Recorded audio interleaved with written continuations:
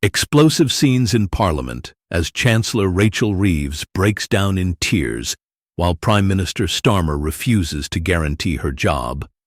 We have a weak, pathetic Prime Minister and a Chancellor who appears to be having a breakdown, reveals this heated exchange on GBNews. Her emotional breakdown reportedly spooked markets and plunged the pound.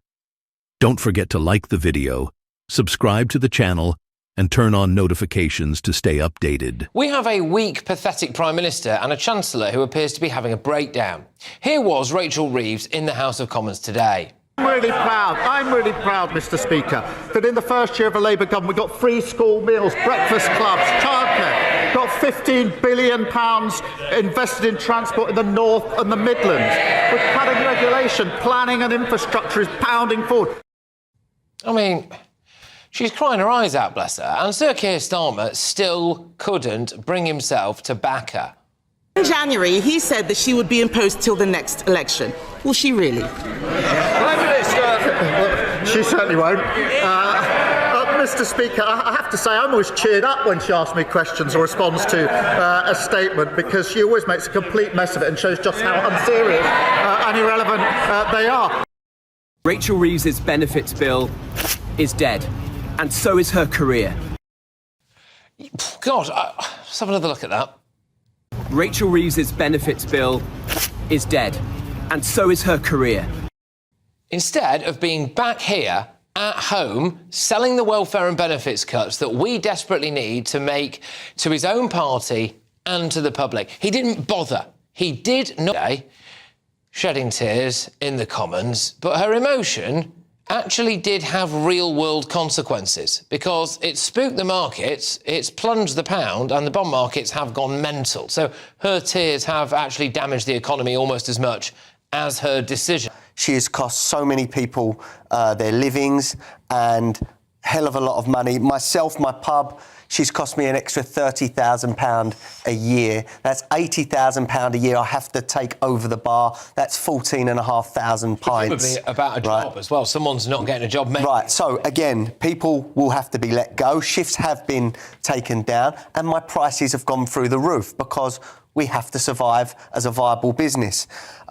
Looking at that today, I think Labour are all over the place. Let's remember that the Chancellor is the second most powerful person in the country. We need someone that's assertive and strong. As Mark said, we cannot have a Chancellor in that position crying on air, causing the bond market to spike, and showing the world that we're weak. Labour... welfare bill is no longer really a welfare bill, it's costing us money. We've got a Prime Minister there who had a massive backbench rebellion, or fended it off just about, and a Chancellor who was literally crying in the House of Commons today, which the whole world has seen. So what happens? Does the Chancellor have to go? Does the Prime Minister have to go? One does. It's a really good question. I mean, I don't know the internal machinations of the Labour Party, but I have spoken to some of my friends who do. And what seems to have occurred here is that the government has completely lost control of its backbenches. I mean, this government has a majority of 165, I think it is. Roughly, yeah. They should be able to pilot through almost anything at ease. They've completely lost control of a bulk of their backbenchers. So ludicrously, we've got a government with a massive majority that can't get stuff through Parliament. Here's what, if I was advising Keir Starmer and trying to assist him, and I wish to do neither, but here is what I would advise him. You've got to completely reset and reboot the government now. That requires a massive cabinet reshuffle. Reeves will have to go. Miliband. This is probably your last throw of the dice. I mean, you might stagger on as a lame duck Prime Minister for 4 years, but you need to reset by the autumn.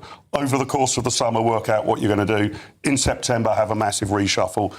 Reset the top jobs and have a new plan. Down on the idea that, OK, not nice, was uncomfortable, don't like seeing anyone cry. However, I have more sympathy for the people of Britain who are suffering as a result of the decisions that she's made. Correct. Yeah, that's right. I mean, as I said, look, we don't know all the details. I suspect they will come out between now and the weekend. But if she was in that level of distress, she should have absented herself from what is the main parliamentary event of the week. And if Liz Truss was sat there crying her eyes out, the left would laugh at her. If Priti Patel was sat there, the left would laugh at her. They're mean, the left know they are, and they play the victim when it happens to them. I feel sympathy for the British public who've been let down for 14 years by the Tory government. I feel sympathy for Keir Starmer and Rachel Reeves have to somehow clean up the mess. But he's making more mess. No, you sometimes have to break things to make... Breaking a lot of things. OK, well, there we go. And look, I'll say again, and we've all said it at some point tonight, that the current line out of the Rachel Reeves camp is that there is some kind of personal matter. Shouldn't have been there. If indeed that is the case,